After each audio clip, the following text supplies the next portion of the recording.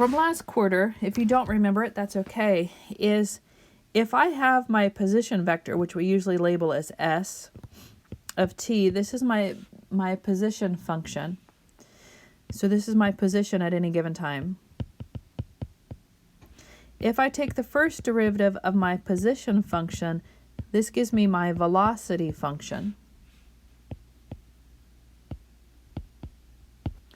If I do the second derivative of my position function, which is the first derivative of my velocity function, this gives me my acceleration function.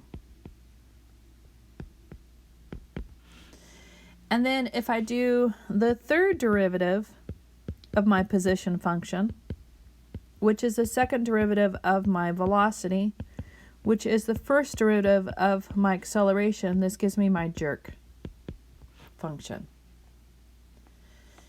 So with what they're giving us here on this application is they're giving us our acceleration function. And they want us to find the velocity and they want us to find the displacement. So what that means is I have to integrate this, and they're telling us from 0 to 6. So I'm going to integrate this from 0 to 6. I want to find the velocity, and I want to find the displacement at time t and the total distance traveled up to t equals 6. So there's a lot going on with just this couple of sentences here.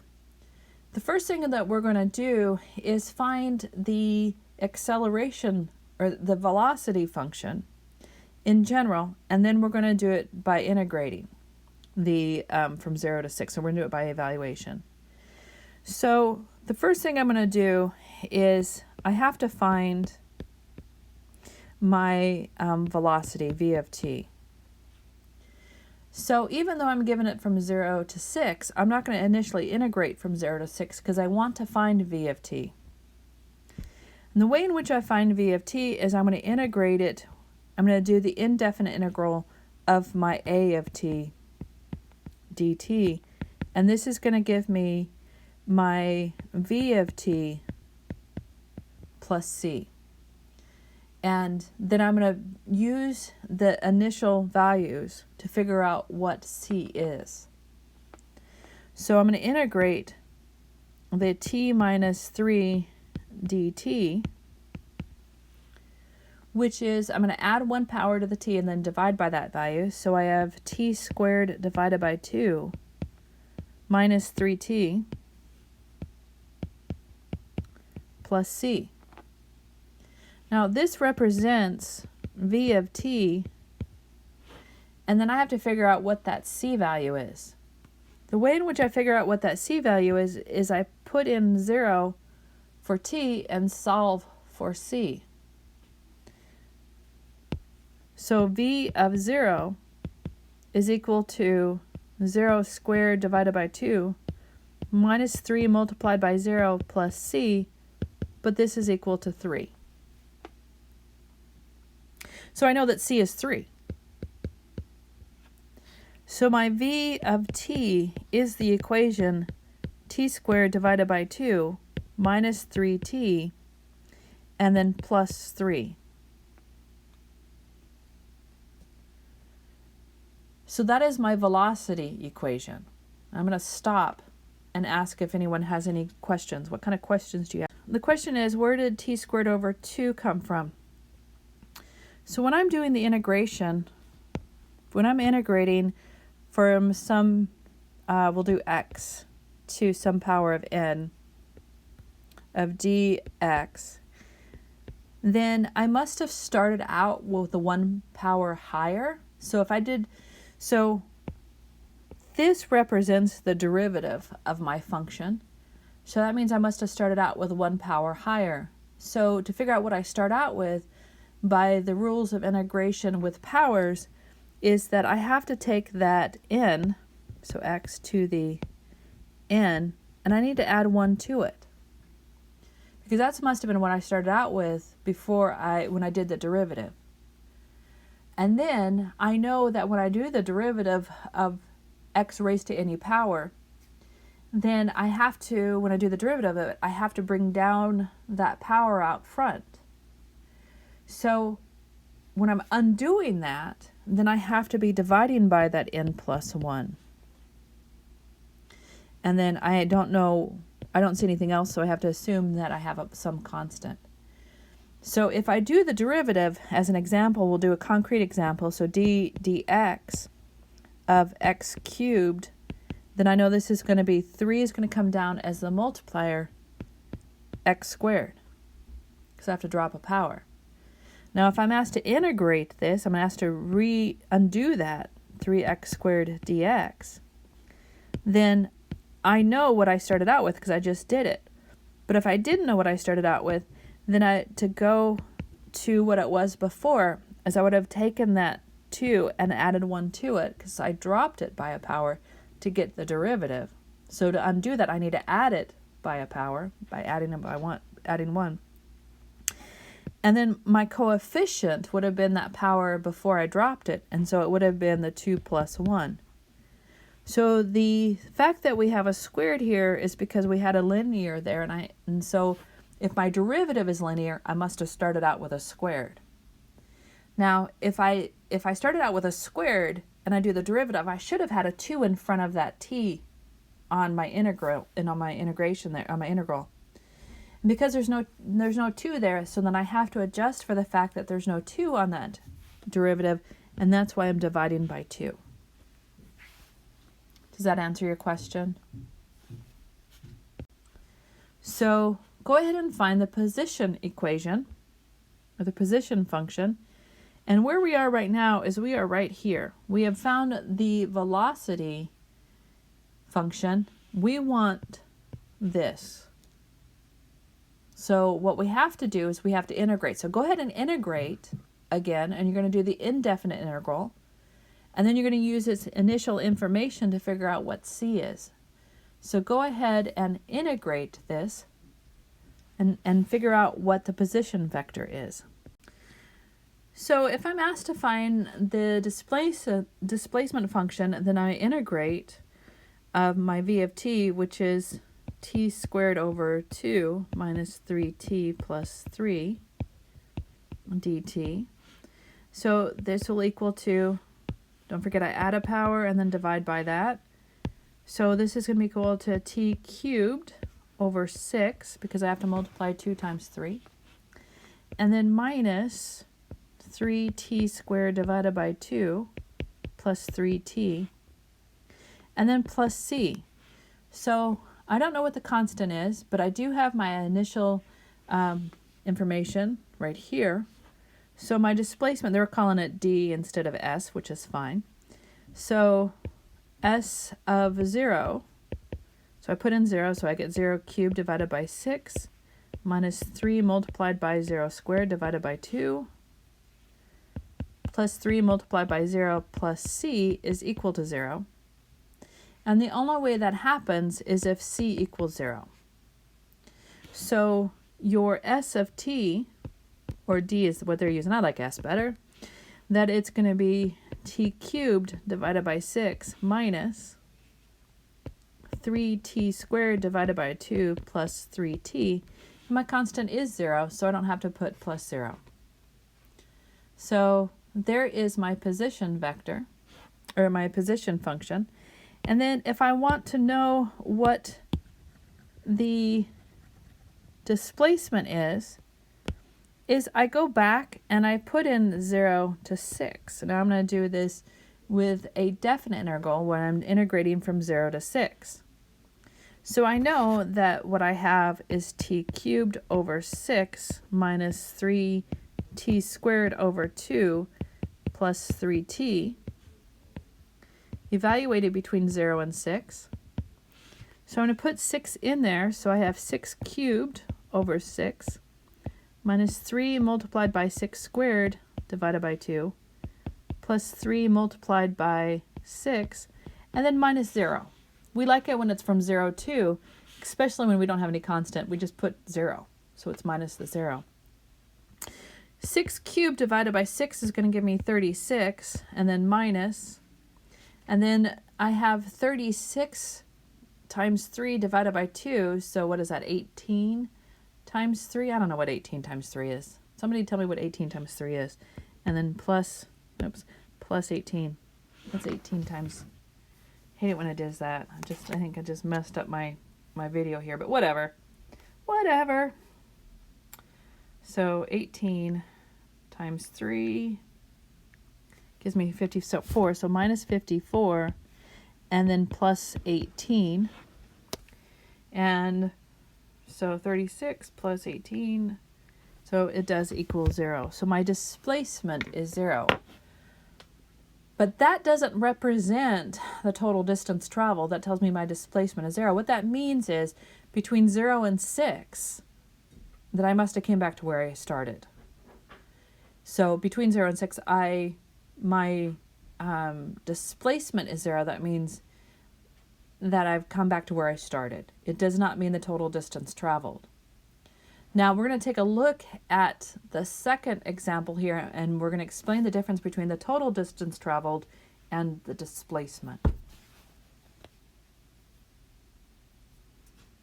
Any questions for me so far?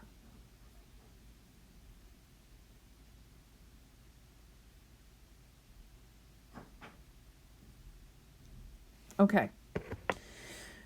So if they're asking for the displacement, I just integrate.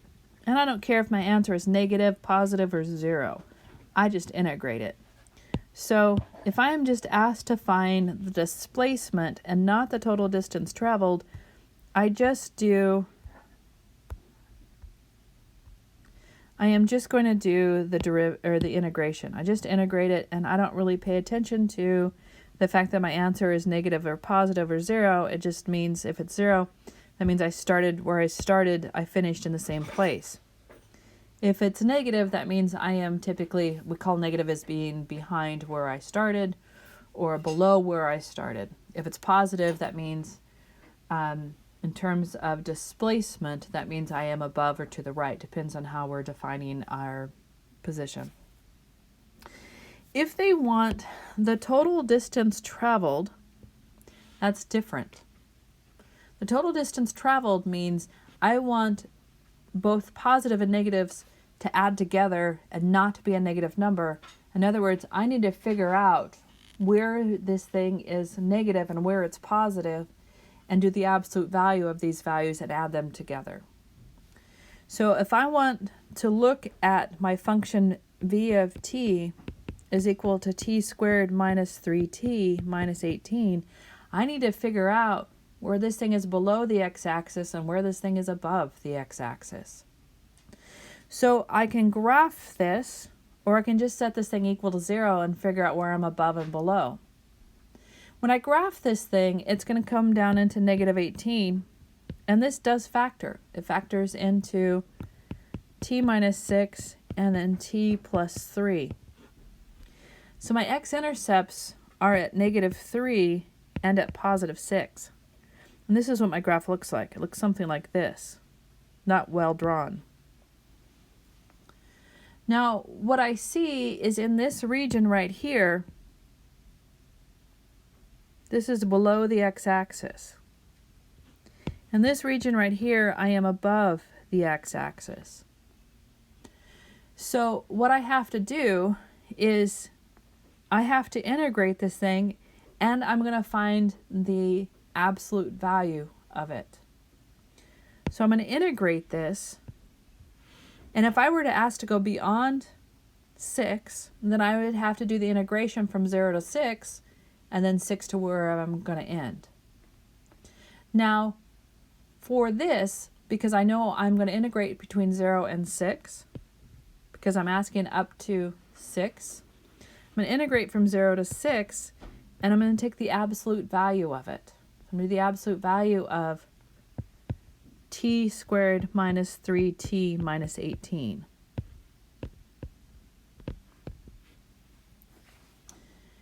And the reason I'm doing the absolute value is because total distance traveled cannot be a negative number. Total distance traveled is how far did you travel.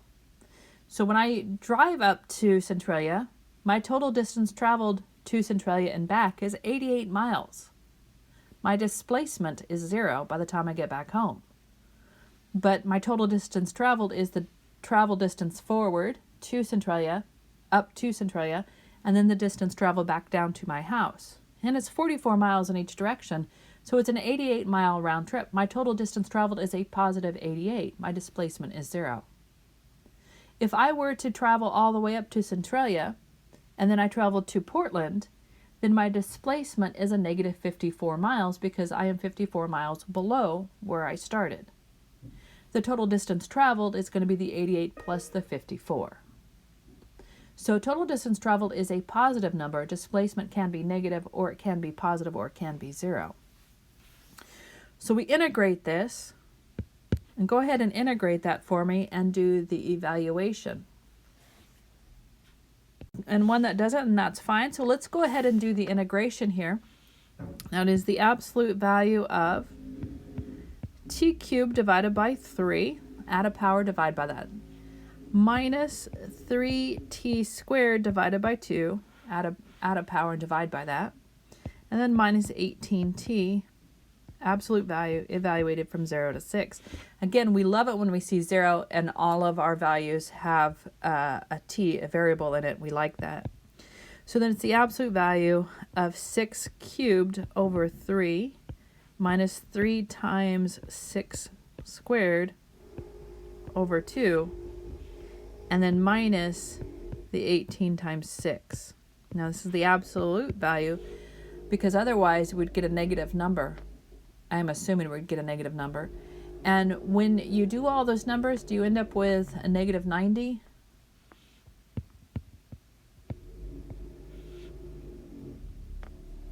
Yep, okay. So then I take the absolute value of it because I want the total distance traveled, and the total distance traveled is 90. The displacement is negative 90. So like I was giving you my example, that if I consider driving north of my house being positive and I consider driving south of my house being negative, then if I would have traveled 90 miles south of where I am, then 90 miles south is a negative 90, but the total distance traveled is 90. So the negative just tells me direction of where I have started. So if I consider left being, if I consider west being positive and east being negative, then I get a negative 90. That just means I am to the west or the east. So it's a directionality if I get a negative number for displacement. But the total distance traveled is 90. Does that make sense? Yes, no, maybe?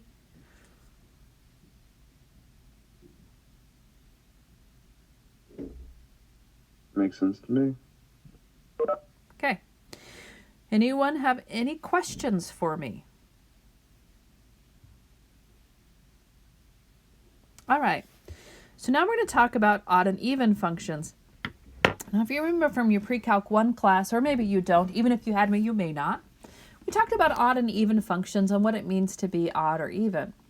When a function's even, that means we have symmetry with respect to the y-axis. So one of the ones that we look at that has symmetry with respect to the y-axis is any quadratic that is vertex is on the y-axis. When I have symmetry that when it's even, then I know if I'm integrating, say, from -3 to 3, then with my integration, I can just do part of it. I can do from 0 to 3 and multiply by 2.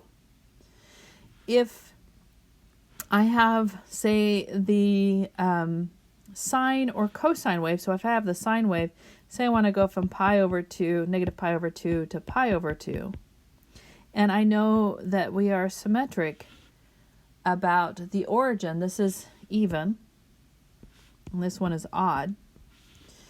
If it is odd, and I am doing the integration between one side and the other from negative pi halves to pi halves, and if I'm just integrating from negative pi halves to pi halves, then I know that when I'm integrating across the y-axis and it is odd, my integration from negative pi halves to pi of the sine of x dx will be 0.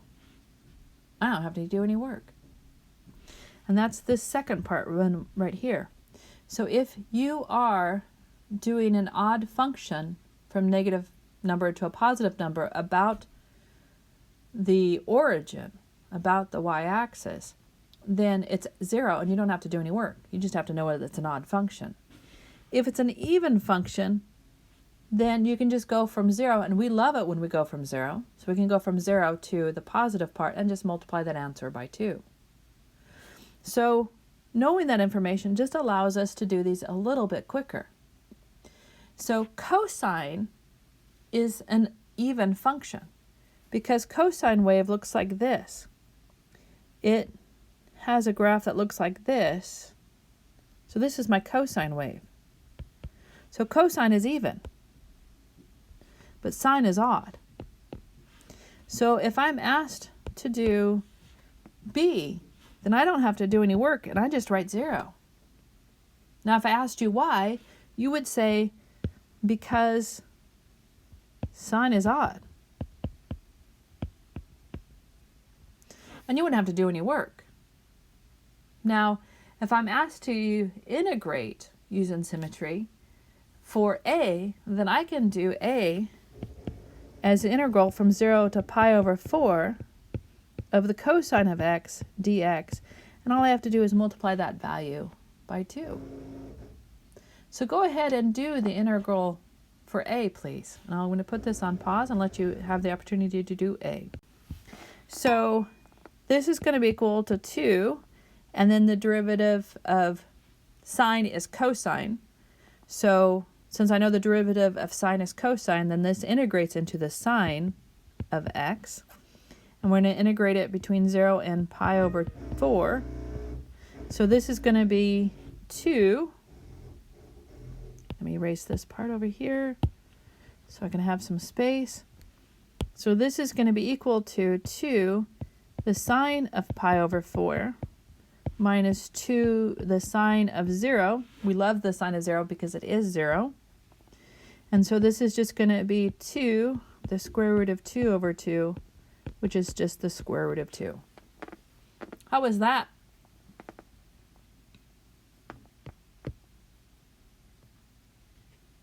Do you have any questions for me?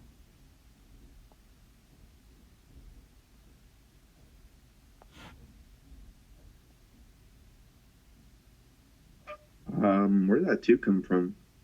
Which 2? Let me. The 2 multiplier. This in one? front of the sign. Yeah.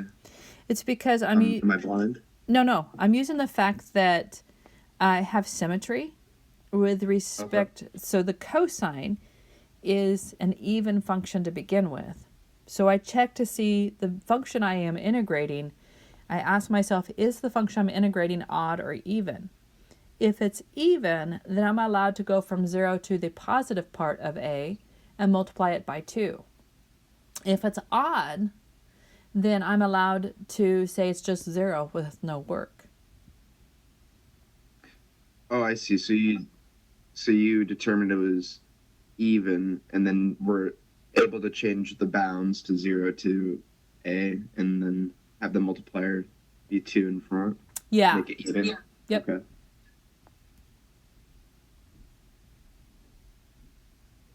What other kind of questions do you have for me?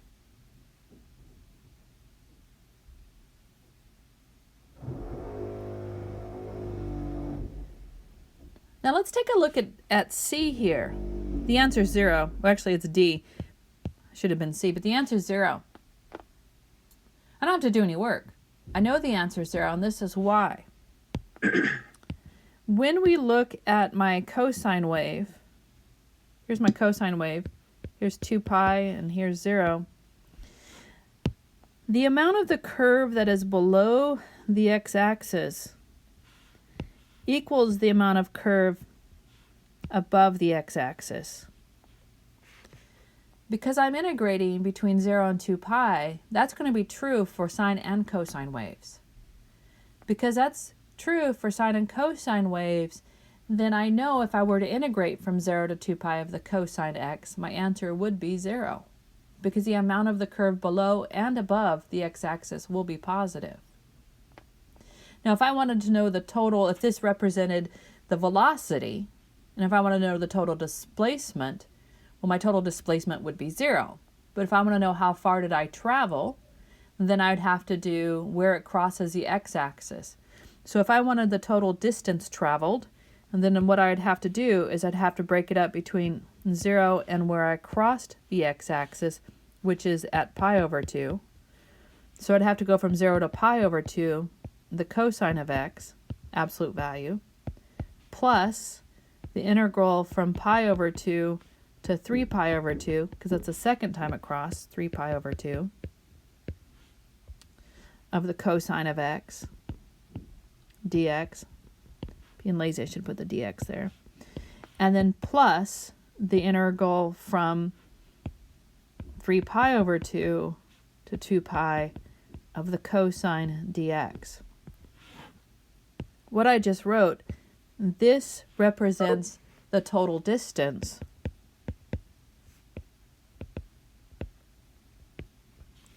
This represents the displacement.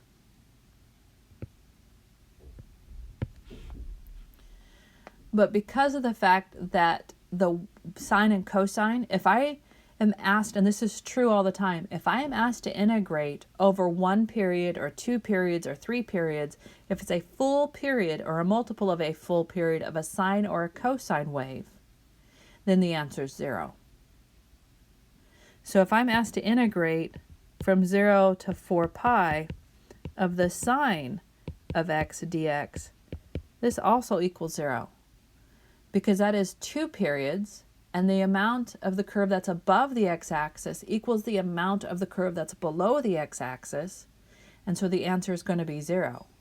So if I'm asked to integrate a full period between sine and cosine, as long as it's a full period, the length of a full period, then the answer is 0. So as long as the length is the same, so if I want to go from negative pi over 2 to 3 pi over 2 of the cosine of x, this is also going to be equal 0, because the distance traveled from negative pi halves all the way to 3 pi halves, this distance is a period, so it is the distance of 2 pi. So as long as the total distance traveled between my lower bound and my upper bound for sine and cosine is a multiple of the period, then the answer is 0 all day long. Does that make sense? Do you have any questions for me?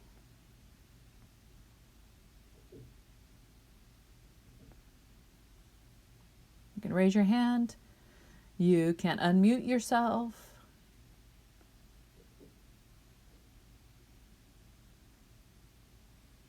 All right. So we have finished 1.4. Tomorrow we're going to do U substitution. It will be glorious. We're going to spend a bunch of time tomorrow just doing integration over and over and over again. We're going to start out, while we wait for people to join, we will start out with some derivative warm-ups to get us to refresh our derivatives so that it'll make our integration a little bit easier. Otherwise, have a great day. Enjoy the sunshine, yet again a sunny day. And we will see you all tomorrow. Remember, I have office hours every single day on Monday through Thursday between 12:30 and 2 o'clock. If you have any questions on homework, any questions on what we covered during the lecture, or any questions on the quizzes after you have completed them. Have a great day. Enjoy the sunshine.